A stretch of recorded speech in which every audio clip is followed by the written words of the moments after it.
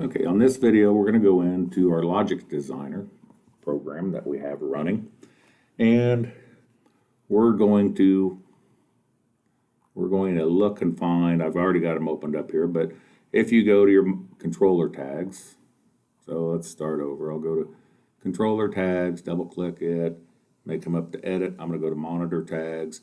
Now, I'm going to try to find those analog, because we're sending analog signals out of the MicroLogix into this CompactLogix. Well, here's our input module, analog input 4 to 20. It is number 4, so local 4I. We open it up. Here is channel data. There's our whole data.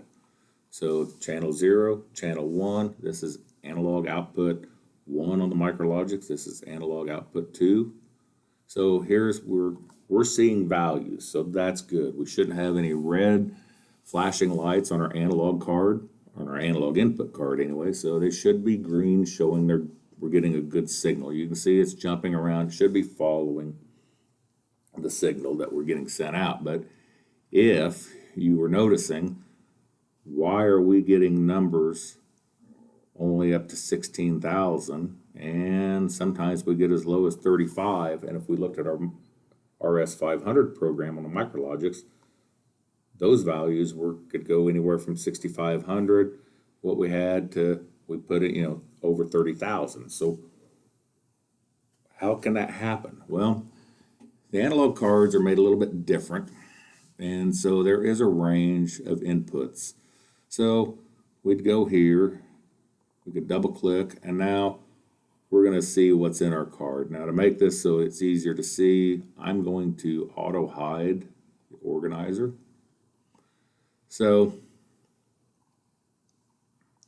now here is channel 0. Input range is 4 to 20, high signal of 20 milliamps, low signal of 4.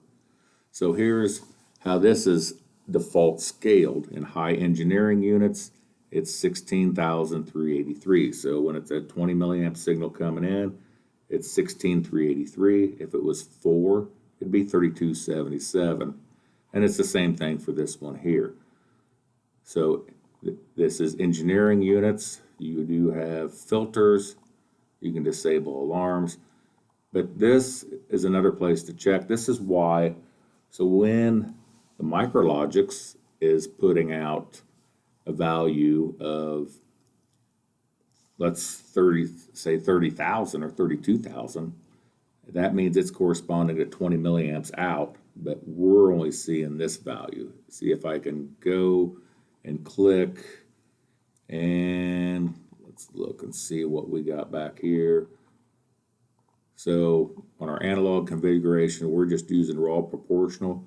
So that value comes up to be around 66,400 for low and 31,000 some. That's why we go back and do our output, and we see this is 3132.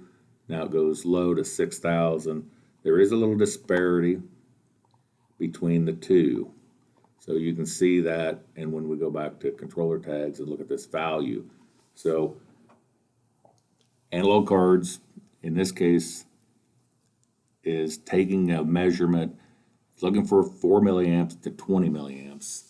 And our default range is in here, is this low at 3277 to 16,383. Now we're going to talk about what we can do on both ends to make these numbers a little better to understand in our program. But right now, I just wanted to make sure we are getting values, we're seeing values, and we're knowing why those values are those numbers.